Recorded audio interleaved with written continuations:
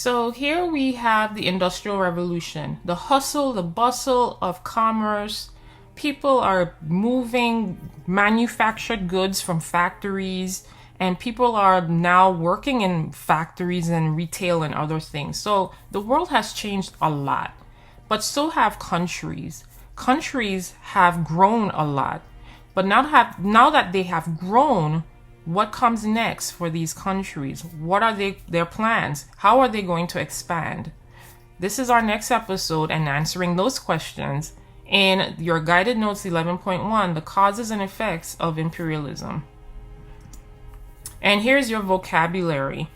Take time now to pause this video and take down these vocabulary words. You're going to be using these a lot. Imperialism, colonialism, protectorate, and sphere of influence. So there's really two causes of imperialism, especially global imperialism. There are two causes for global imperialism. Here we have the industrialization movement that happened throughout Europe and in the United States, right? Where people started working in factories and manufacturing goods made of various raw materials, iron, copper, steel, a lot of different resources that they never used before, and people are in high demand of it because now they can manufacture more things, which leads us to M&M, materials and markets. So European industrial powers had exhausted a lot of the natural resources that they had in their own country, and now they're seeking to use and gain raw materials so that they can use in their factories so that they can have a technological advantage. Which leads us into economic causes for imperialism. Let's go back into that materials and markets that we just talked about. This industrialization or industrial revolution changed the game for Europeans and in the United States. There were two economic reasons for European imperialism. One was raw materials. These natural resources, they needed to go outside of their country so that they can bring them back to their manufacturers or their factories, produce those goods, and then have others to buy them, which is our new markets. So European countries and the Americas needed new markets to sell products for their factories or from their factories. So these are your causes. Remember M&M, raw materials, new markets. Now there's also European justification for imperialism, and we're going to tread on this carefully. European justification means that this is what Europeans and in the United States, how they justified or they made it seem okay for imperialism or control of a different country outside of their own to happen, okay? And there's 3 C's here: competition, Christianity, and civilization. So let's talk about competition first. Many European explorers and those that came to the United States as well, they found that Africa and Asia and Latin America and the Caribbean had a vast amount of raw materials and resources to use, and also plenty of people to sell them to, and also plenty of people to use to have the labor to create or to grow these raw materials. So from that aspect, Europeans and in the United States, they knew that they needed to have an advantage technologically to be able to compete with each other to be the biggest empire. So now this competition of who is going to be the largest manufacturing or technologically advanced empire started to come about. Also, we have Christianity, and this stems from when we talked about the Columbian Exchange and the slave trade, etc. Many Europeans went on missions to Africa, especially Africa, Asia, Latin America, the Caribbean, because they wanted to convert souls. And this happened more so during the slave trade, but their whole gist was to convert souls to Christianity because they felt that they were not right with God. Lastly, we have civilization. Charles Darwin was once a scientist, And his theory was that animals evolved, right? They went through a process of evolution, okay? That they were once one aspect of life, and then they moved to become what we know today as that particular animal. However, there were other sociological educators that took Charles Darwin's scientific theory of evolution and applied it to society. And they believed, as sociological educators or sociologists, they believed that certain groups were better or more likely to survive or adapt to their environment. In other words, they were able to have survival of the fittest. Europeans took that and justified that Europeans are the ones that are able to survive or more than likely adapt to their environment better than any other society is. Now, granted, you might say to yourself, does that sound a little racist? Actually, it's more than a little, it's a lot racist.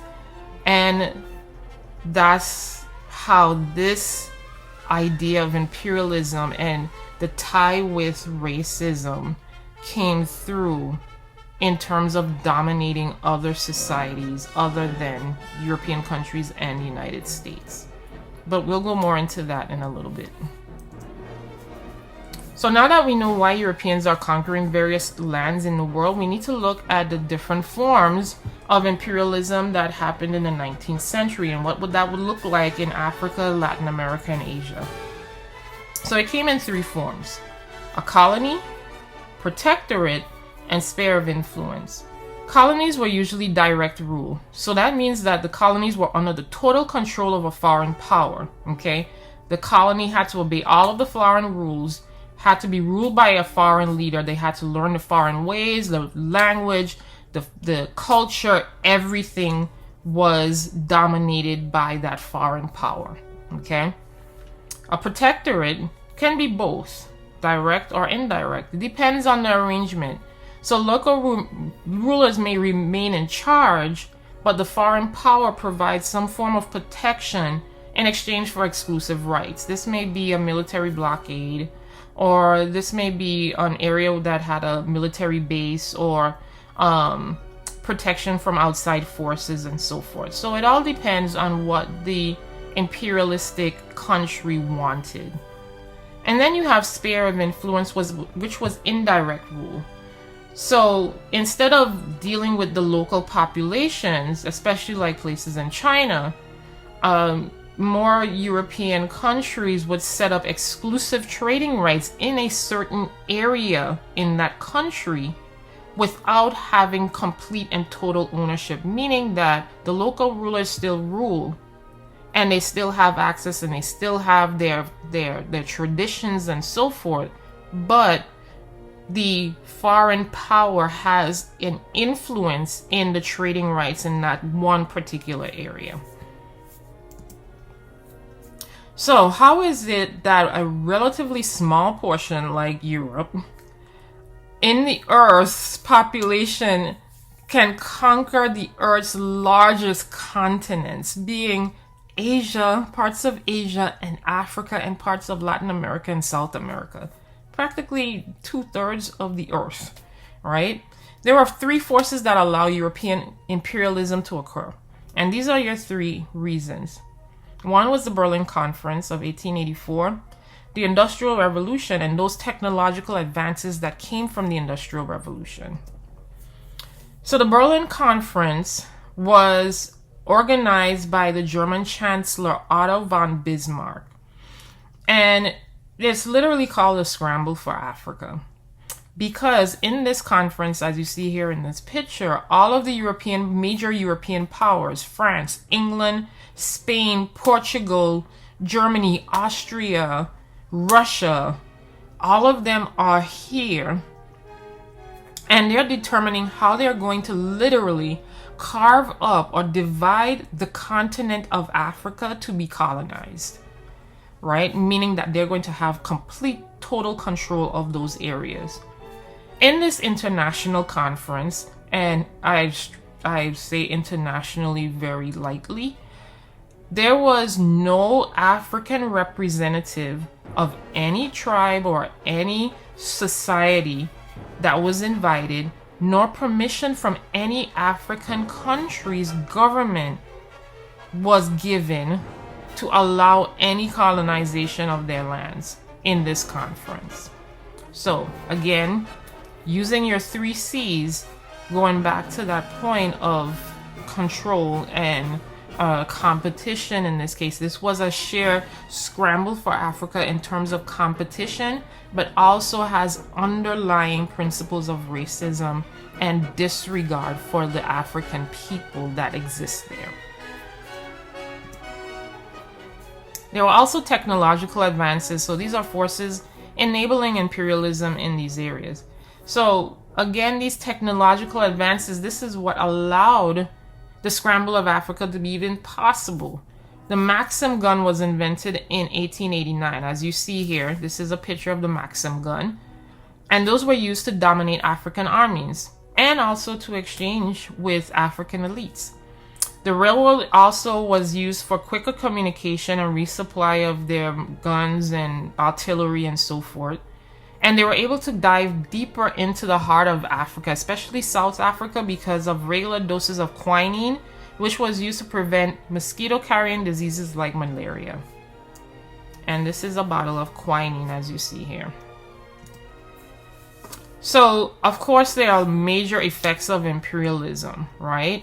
And because industrialization spread so quickly throughout Europe and in United States, many countries or Asian countries was used as protectorates and sphere of influence so that they can have their stake in the world and become major superpowers. Okay, so some of the political and economic effects is that, of course, people of Asia that existed there already did not want colonists to develop or be there, right?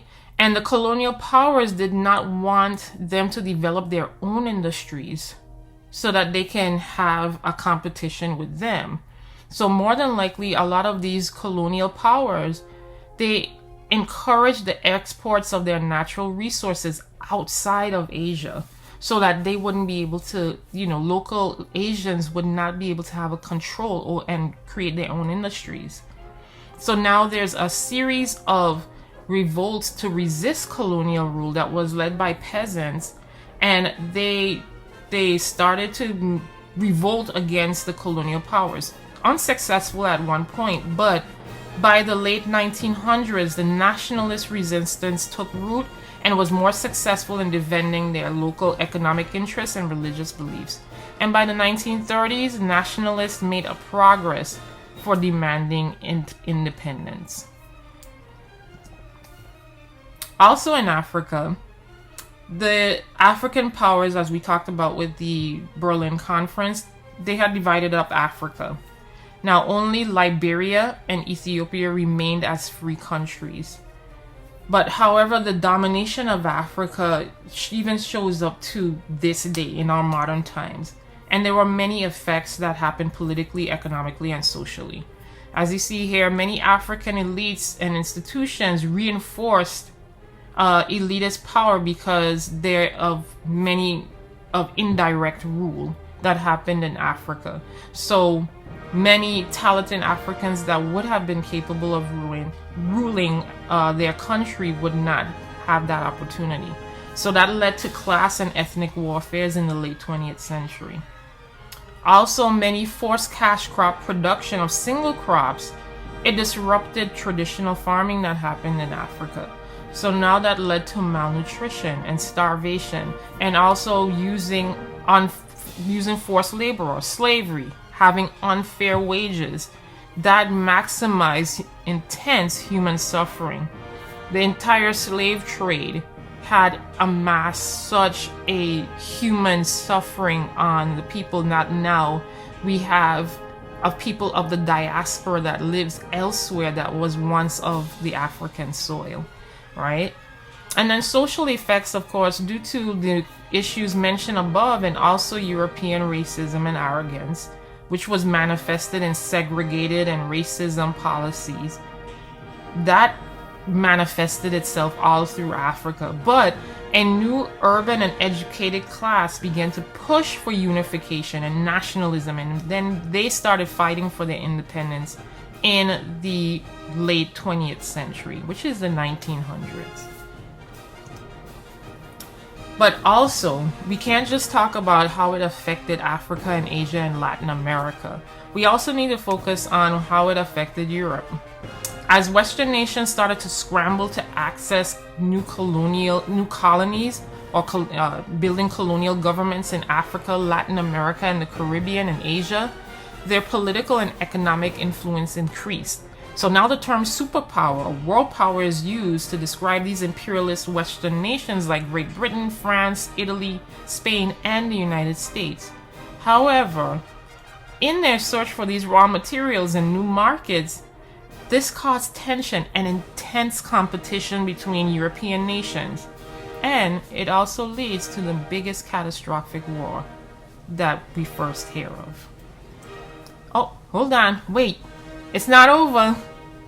Did you see the M&Ms? Ah, do you remember what M&Ms stand for? How many of my little M&Ms did you find? Tell me in the chat, in the comments, or in my class, and win a special prize. And this is your apply it. Analyze the following cartoons' meaning by using what we have used before: tacos, time, action, caption, objects, and summary. And the caption is on the bottom. Tell me what this particular cartoon means. And I will see you in the next video. Peace.